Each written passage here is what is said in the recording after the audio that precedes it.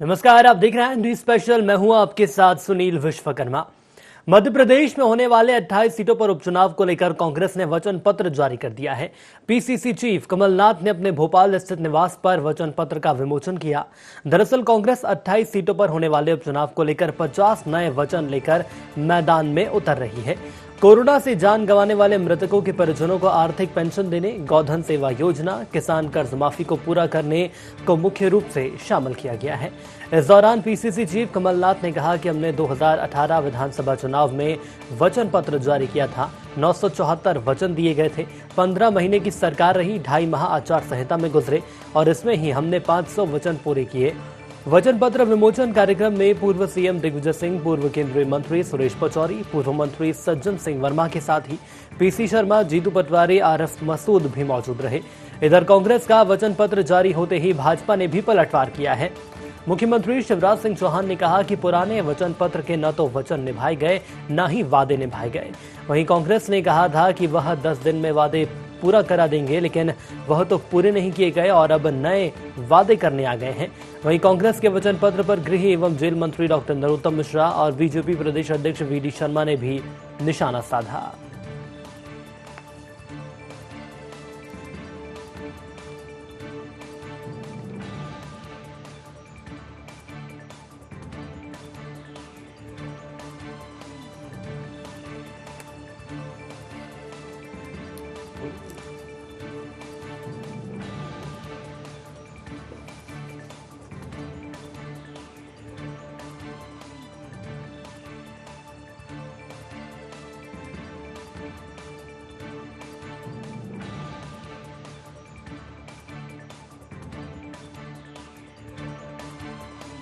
हमने 2018 के चुनाव पर एक वचन पत्र बनाया था, जिसमें 974 हमने वचन दिए थे। 15 महीने कांग्रेस की सरकार रही, 2.5 महीने आचार संहिता, 1 महीने सौदेबाजी में किया। 11.5 महीने में हमने 574 वचन अपने पूरे करे। जितना भी झूठ बोल ले, भारतीय जनता पार्टी, उनके नेता और जनता इसकी गवाह है। पुराने वचन पत्र के ना तो वचन निभाए, ना वादे पूरे किए, लिखा और भूल गए। और लिखा भी और कहा भी ये था कि 10 दिन में पूरे कर देंगे कई चीजें। वो पूरे नहीं हुए, अब नए वादे करने आ गए। वादे हैं, वादों का क्या। और दूसरा, वो जानते हैं कि करना तो कुछ है नहीं, केवल लिखने ही है। जनता इनके वादे और वचन सबकी असलियत और सच्चाई जानती है। कांग्रेस का वचन पत्र कमलनाथ का कपट पत्र है। कमलनाथ जी ने इस कपट पत्र 2 में कहा है कि वो 3 साल में प्रदेश की तस्वीर बदलेंगे, खुशहाल करेंगे, विकास करेंगे। जिनने 15 महीने में कांग्रेस का भविष्य चौपट कर दिया कमलनाथ जी ने, वो प्रदेश का भविष्य क्या खुशहाल करेंगे। जनता कमलनाथ जी आपको अच्छी तरह समझ गई है। अब आपके छलावे में नहीं आने वाली। काठ की हाड़ी एक ही बार चढ़ती है, दोबारा नहीं चढ़ती। कांग्रेस ने अभी अपना एक और वचन पत्र जारी किया है। पहले तो उनको जो उनका वचन पत्र था, जिसको उनको लागू करना था, उन 15 महीनों की सरकार में उन्होंने कुछ नहीं किया और उनको सप्लीमेंट्री वचन पत्र लाना पड़ा। यानी आपने उन 15 महीनों में जो आपका पहले का वचन पत्र था, उसमें कुछ भी नहीं किया। उस वचन पत्र में उन्होंने कोई भी घोषणा नहीं की कि वचन क्या दिया है। केवल वो कोसते रहे। यानी अगर वो 4 मिनट या 3 मिनट 5 मिनट जितना बोले हैं, उनमें मैंने गिना तो 5 बार तो उन्होंने शिवराज सिंह चौहान का नाम लिया। यानी वो वचन पत्र जारी कर रहे थे कि घोषणा पत्र जारी कर रहे थे। तो वादे हैं, वादों का क्या, और ऐसा कहना है मुख्यमंत्री शिवराज सिंह चौहान का। लेकिन यदि हम कांग्रेस की बात करें तो उपचुनाव जीतने के लिए कांग्रेस हर कोशिश कर रही है, कोई भी कोर कसर छोड़ने को लेकर कांग्रेस लगातार प्रयास कर रही है कि कोई भी कोर कसर नहीं छोड़ी जाए। इसके साथ ही एक बार फिर वचन पत्र सामने आए। कुल मिलाकर 50 ऐसे नए वचन हैं जो कि मैदान में कांग्रेस लेकर आई है, लेकिन अब देखना होगा कि क्या इन वचन पत्रों के माध्यम से कांग्रेस उपचुनाव जीतती है। हमारे साथ हमारे संवाददाता आमिर लाइव जुड़ रहे हैं। आमिर, मैं आपसे समझना चाहूंगा, बात यदि हम 2018 की करें तो विधानसभा चुनाव में कांग्रेस वचन पत्र लेकर आई थी। हालांकि 15 महीने ही कांग्रेस सरकार में रही, लेकिन अब एक बार फिर उपचुनाव को देखते हुए नया वचन पत्र और नए वादे। देखिए सुनील, मध्य प्रदेश में 28 सीटों पर उपचुनाव होना है और इस उपचुनाव में जो है पूरी तैयारी के साथ कांग्रेस और बीजेपी मैदान में है और कांग्रेस जो है इस बार अपने 50 नए वचनों को लेकर मैदान में आई है और 52 ये वचन दिए गए हैं। इसको लेकर एक वचन पत्र भी आज मुख्य रूप से जारी किया गया है। इससे पहले एक मिनी वचन पत्र कांग्रेस ने विधानसभा वाइज जारी किया था। जिन जिन क्षेत्रों में उपचुनाव होने हैं, जिन विधानसभा में, वहां की क्षेत्रों की समस्याओं को लेकर और वहां की जनता से कुछ वादे किए गए हैं, उसको लेकर एक मिनी वचन पत्र जारी किया था। लेकिन आज पीसीसी चीफ कमलनाथ ने अपने निवास से एक वचन पत्र जो है मुख्य वचन पत्र जारी किया है। इसमें खास बात यह भी है कि इसमें कुछ भूलें भी सुधार की गई हैं। पिछले जो एक मिनी वचन पत्र जारी किया गया था उसमें राहुल गांधी की तस्वीर नहीं थी, जिसको लेकर काफी चर्चा हुई थी और काफी यूं कहे कि विवाद भी खड़े हुए थे। कांग्रेस की अंतर्कलह भी निकलकर सामने आई थी। लेकिन इस वचन पत्र में आपको दिखाएं कि इंदिरा गांधी, सोनिया गांधी, राहुल गांधी और प्रियंका गांधी के साथ में कमलनाथ की तस्वीर लगी है। यानी ये वचन पत्र में यूं दर्शाया गया है कि पूरी कांग्रेस का जो आला नेतृत्व है वो पूरी तरह से एक साथ है।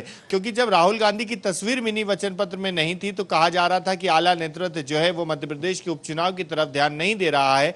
लेकिन अभी मध्य प्रदेश में उपचुनाव में को लेकर जो एक वचन पत्र जारी किया गया है, कांग्रेस ने इसमें जनता से कुछ ऐसे बिल्कुल, लेकिन मैं यहाँ पर आमिर ये समझना चाहूंगा, आपके हाथों में मुझे वचन पत्र नजर आ रहा है, लेकिन यदि हम मुख्य बिंदुओं की बात करें तो इस वचन पत्र में ऐसा कौन सा नया वचन दिया गया है? कोरोना महामारी तेजी से अपने पैर पसारती जा रही है। कहा यह भी जा रहा है कि कोरोना से जिन लोगों ने जान गंवाई है उनके परिजनों को आर्थिक रूप से सुदृढ़ बनाने की कोशिश की जाएगी कांग्रेस के द्वारा, यदि कांग्रेस सरकार में आती है तो। देखिए, जनता से वादा यही किया गया है कांग्रेस की ओर से कि जब कांग्रेस उपचुनाव जीतकर सत्ता में वापसी करेगी तो कोरोना महामारी के कारण जिन लोगों की जानें गई हैं उन मृतकों के परिजनों को जो है आर्थिक सहायता सरकार देगी और उन्हीं के साथ में संविदा नौकरी भी जो सरकार है उनके परिवार के एक सदस्य को देगी। यानी एक और वादा जो किया गया है, केंद्र सरकार पर उन्होंने किसानों के जो है विरोधी होने का आरोप लगाया है। उन्होंने सीधे तौर पर कहा है कि जो किसानों का कृषि विधेयक बिल जो है केंद्र सरकार ने पास किया है वो किसानों के हित में नहीं है बल्कि उनके नुकसान के लिए है। इसलिए मध्य प्रदेश में जब कांग्रेस उपचुनाव जीतकर सरकार बनाएगी तो इस कृषि विधेयक बिल को जो है मध्य प्रदेश में लागू नहीं किया जाएगा। साथ में यह भी कहा गया, एक और वादा जनता से किया गया है कि मध्य प्रदेश छत्तीसगढ़ सरकार ने जिस तरह से गो न्याय योजना लेकर आए हैं वैसी गोधन सेवा योजना भी मध्य प्रदेश में लागू की जाएगी। यानी जो पशुपालक हैं, गोपालक हैं, उनका खासतौर पर ध्यान रखा जाएगा। और गोपालक जिन लोगों की नौकरियां गई हैं, ऐसा आरोप लगाया है कि शिवराज सरकार में जिनकी नौकरियां गई हैं उन लोगों को निकाल दिया है। अब उनको वापसी जो है कमलनाथ सरकार जब दोबारा आएगी सत्ता में वापसी तो करवाएगी। इस वचन पत्र में दावा किया जा रहा है कि युवाओं का, किसानों का, महिलाओं का और सभी धर्म वर्गों का ध्यान रखा गया है। लेकिन यहाँ पर हमें सोचने वाली बात यह भी है कि आम जनता की जहन में एक सवाल यह भी रहेगा कि जब 2018 में कांग्रेस को चुना गया था उस वक्त भी एक वचन पत्र था और उसमें भी तमाम ऐसे वादे थे। युवाओं की बात आप यहाँ पर कर रहे हैं तो युवाओं को बेरोजगारी भत्ता देने की बात कही गई थी, किसानों का 2 लाख रुपए तक का कर्जा माफ करने की बात कही गई थी। हालांकि अभी भी ये कहा यह जा रहा है कि किसानों का जो 2 लाख रुपए तक का कर्जा है वो माफ जरूर किया जाएगा क्योंकि हमारी सरकार को इतना वक्त नहीं हुआ। लेकिन यदि मैं आम जनता की बात करूं तो आम जनता इस नए वचन पत्र को कैसे देख रही है?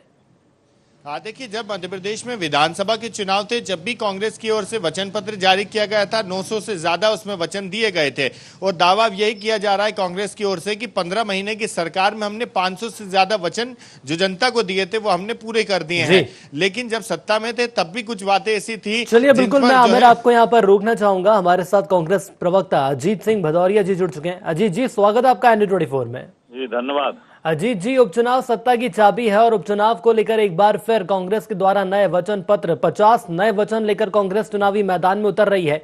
मैं समझना चाहूंगा आपके माध्यम से ऐसे नए वचन पत्र में आखिर कौन सी वो खास बातें हैं जिस पर आम जनता भरोसा करेगी?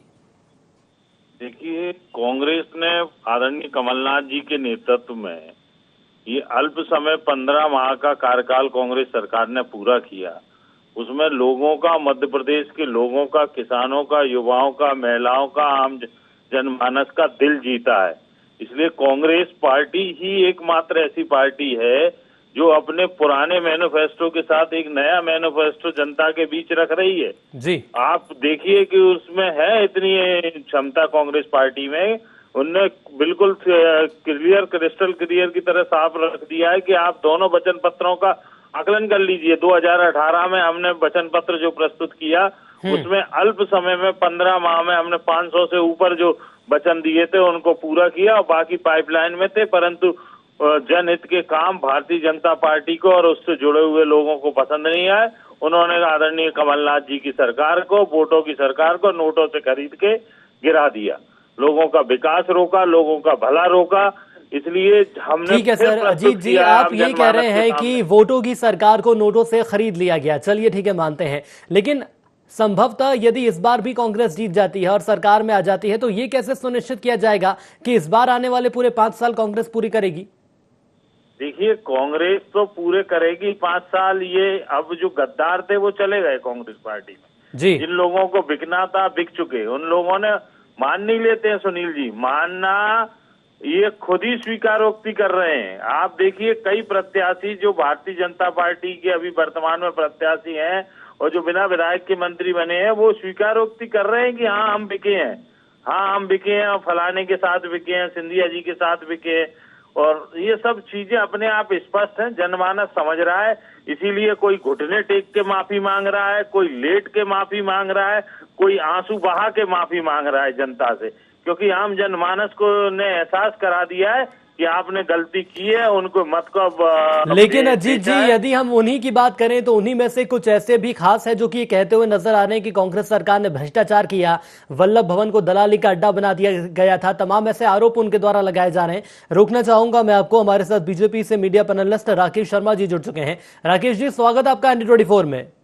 धन्यवाद राकेश जी, एक बार फिर एक नया वचन पत्र, 50 नए वादे, कैसे देखती है आम जनता और कैसे देख रही बीजेपी इस वचन पत्र को, और कितनी बड़ी चुनौती उपचुनाव में कांग्रेस के वचन पत्र को बीजेपी देख रही है? देखिए सुनील जी, काट की हांडी बार बार चढ़ती नहीं है। मध्य प्रदेश की जनता जो कांग्रेस के नेताओं से सवाल पूछ रही है उसके जवाब कांग्रेस के नेता नहीं दे पा रहे हैं। कांग्रेस ने जब पिछला विधानसभा चुनाव हुआ था तब जनता को वचन दिया था कि हर युवा को बेरोजगारी भत्ते के 4,000 रुपए देंगे। क्यों नहीं कांग्रेस पार्टी ने बेरोजगारी भत्ते के 4,000 दिए। कांग्रेस ने वचन दिया था कि 10 दिन में अगर किसानों का कर्ज माफ नहीं हुआ तो हम मुख्यमंत्री बदल देंगे। 10 दिन में कर्ज माफ हुआ। 2 लाख का वादा किया था। लेकिन राकेश जी, कांग्रेस तो ये भी कह रही है कि जनता का दिल हमने जरूर जीत लिया था, भले ही वादे हम पूरे नहीं कर पाए, हमारी सरकार के कुछ विधायक बिक गए, नहीं तो जनता का दिल तो हमने जीत लिया था, बस वचन वादे पूरे करने की देर थी। यदि 5 साल हम रहते तो वचन वादे भी पूरे करते। देखिए, मेरा एक निवेदन है, आपके राष्ट्रीय नेता राहुल गांधी ने मध्य प्रदेश में आके कहा था कि 10 दिन में हम किसान का कर्ज माफ कर देंगे। आपके राष्ट्रीय नेता राहुल गांधी ने कहा था अगर नहीं कर्ज माफ कर रहे तो हम 10 दिन में मुख्यमंत्री बदल देंगे। तो आप जैसे झूठे लोगों पे, जिसका राष्ट्रीय नेता झूठ बोलता हो, मध्य प्रदेश के नेता झूठ बोलते हो, ऐसे झूठों की जो टोली है उस पर जनता क्यों विश्वास करेगी? चलिए, झूठों की टोली आपने कांग्रेस को जरूर करार दे दिया है, लेकिन यहाँ पर आम जनता के ऊपर ही दारोमदार है कि आखिर आम जनता उपचुनाव में किसे चुनती है। वक्त की मेरे पास कमी है, आप दोनों हमारे साथ जुड़े इसके लिए आपका बहुत धन्यवाद। तो कोरोना से जान गंवाने वालों को, जान गंवाने वाले मृतकों के परिजनों को आर्थिक पेंशन दी जाएगी, गोधन सेवा योजना लागू की जाएगी, किसान कर्ज माफी जो कि 2018 विधानसभा चुनाव में सबसे बड़ा मुद्दा था, इसे भी पूरा किया जाएगा। लेकिन अब सवाल ये सामने आ रहा है कि क्या प्रदेश की आम जनता एक बार फिर कांग्रेस को चुनती है या फिर बीजेपी की सरकार जो इस वक्त लगातार तेजी से अपने विकास कार्य पूरे करती जा रही है। आने वाले वक्त में भी कुछ यही तस्वीर मध्य प्रदेश में देखने को मिलेगी। यहां रुकेंगे छोटे से ब्रेक के लिए, जल्द लौटेंगे। देखते रहिए ND24।